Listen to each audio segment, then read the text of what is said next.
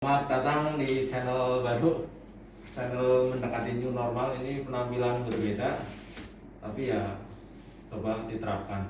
Aslinya sih begini, nggak kandang-kandang banget. Oke, ini saya mau mencoba wawancara dengan teman saya, perawat yang terdampak dengan adanya coronavirus. Namanya Pak Didi Supriyadi. Oke, saya mau nanya nih Pak Didi nih. Silakan. Setahu saya kerjaan Pak Didi adalah di bagian kediklatan. Pasti dengan adanya coronavirus 19 ini sangat berdampak. Bagaimana situasi batin Anda saat itu ketika semua kegiatan kediklatan yang live harus berhenti? Baik, terima kasih atas pertanyaannya.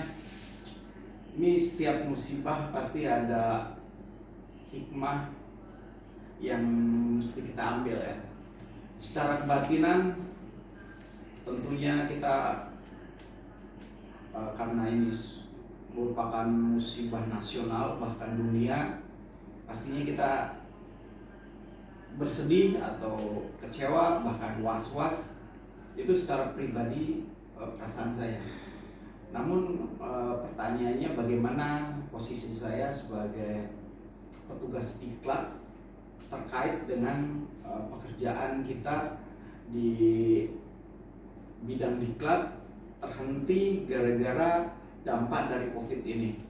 Tentunya secara moral otomatis sedih ya, karena kita tidak bisa berkiprah sebagaimana biasa, namun dituntut kita harus kreatif, harus mencari cara baru.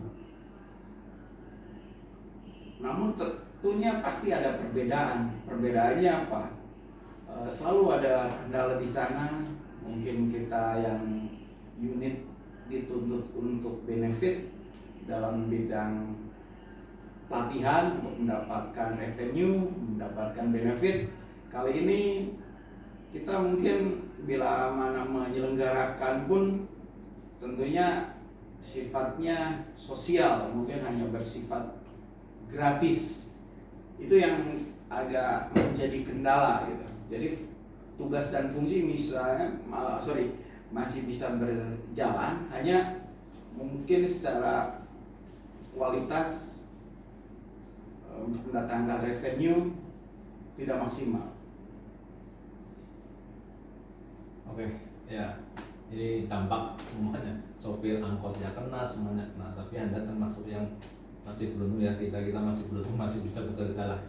Nah sekarang prediksi awal tadinya membayangkan mungkin Anda atau saya dan semuanya beberapa menganggap ini akan lewat setelah 3 bulan lah.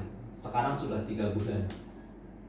Nah, bagaimana pandangan Anda dengan setelah 3 bulan ini kok malah kondisinya belum bisa reda? Betul, karena ini sifatnya tentatif, situasional, dan itu bukan tergantung pada pihak kita. Kita banyak sekali faktor-faktor yang menjadi penentu. Pastinya ini yang pertama adalah coronavirusnya sendiri yang dinilai oleh pemangku kebijakan.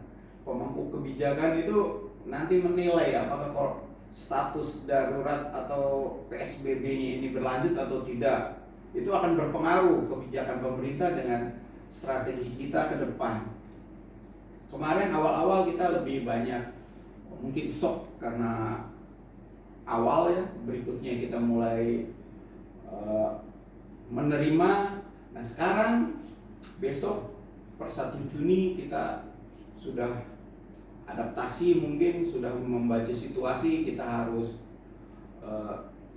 start menyiasati bagaimana strategi yang terbaik. Minimal mungkin kita tidak mencari keuntungan atau benefit, yang penting kita survive dulu. Dalam artian yang penting kita ada bentuk suatu kegiatan saja gitu.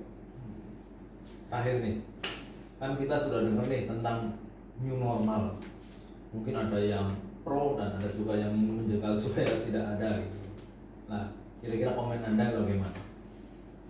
Ini dari perspektif pribadi saya ya, karena new normal ini seperti corona aja terlalu banyak cerita nih. Di sisi lain ada yang bilang ini memang kejadian alamiah, ini kejadian konspirasi dunia, macam-macam lah.